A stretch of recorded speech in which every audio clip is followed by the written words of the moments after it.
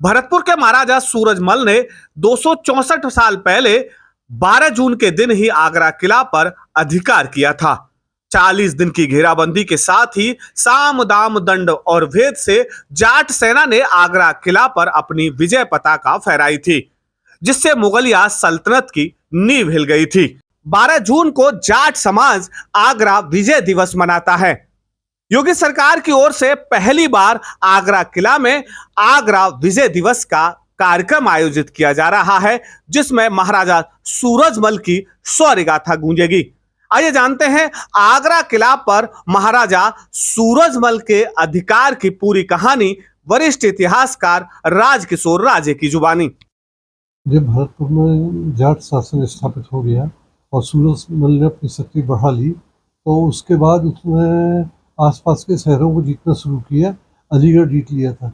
अलीगढ़ जीतने के बाद जिस समय सूरजमल अलीगढ़ में था, उस समय उसने आगरा जीतने के लिए अपनी फौज भेजी, जो कि आगरा के किले को नहीं जीत सकी, केवल घेरा डाली पड़ी गई। उसके बाद सूरजमल का खुद आगरा आना हुआ।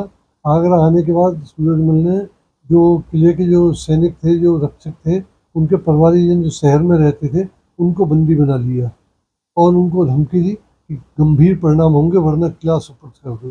किलेदार जो था, उसको लालच दिया गया कि तुझे 5 गाँव की जागीर दी जाएगी और 1 लाख रुपए दिया जाएगा।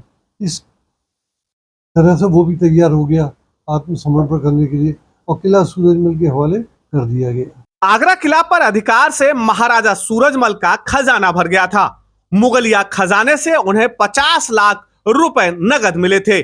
इसके साथ ही महाराजा सूरजमल आगरा से हाथी, घोड़ा, गोला बारूद, तोप और पत्थर के सामान को भी भरतपुर ले गए थे।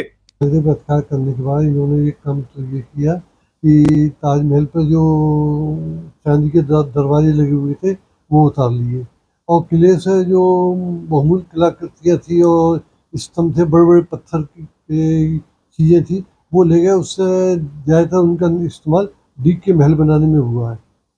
और आगरे के किले में जो उसे अच्छा खासा खजाना मिला था, तो जो तोपें मिली थी, वो कब्जा करते ही उन्हें भरतपुर भेज दी थी। किले पर आगरे पर कब्जा करने के बाद 2 साल बाद ही दिल्ली में लड़ाई में सूरजमल की मृत्यु हो गई थी। उसके बाद उनका लड़का जवाहर सिंह गद्दी पे बैठा, जो वीर साहसी होने के साथ साथ काफ़ी क्रोधी था। उसने आगरा जामा मस्जिद के चारों ओर जो दुकानें बनी हुई हैं, वो जवाहर सिंह की बनाई हुई है। ये मार्केट जवाहर सिंह ने विकसित किया था और अजान देने पर मुल्लाओं पर रोक लगा दी थी। जिस मुल्ला ने आज़ाद देने की कोशिश की थी, उसने जवाहर सिंह ने उसकी जीप खिंचवा ली थी।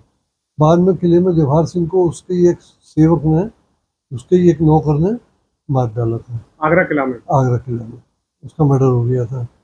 और जब रतन सिंह गद्दी पे बैठा उसके बाद, तो रतन सिंह किले में एक जगह है पीछे मीना मस्जिद के पास, जिसको राजा रतन का महल कहते हैं, उसके को पुरातत्व विभाग ने बंद कर रखा है।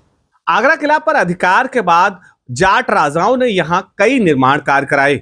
आगरा में नाहरगंज को बसाया। इसके साथ ही किशोरपुरा और वहां पर किशोरी जी का मंदिर भी बनवाया।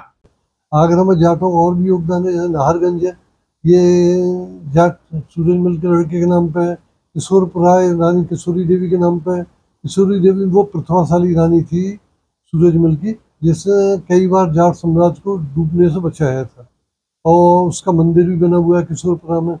जाट राजाओं का आगरा किला पर 13 साल तक अधिकार रहा।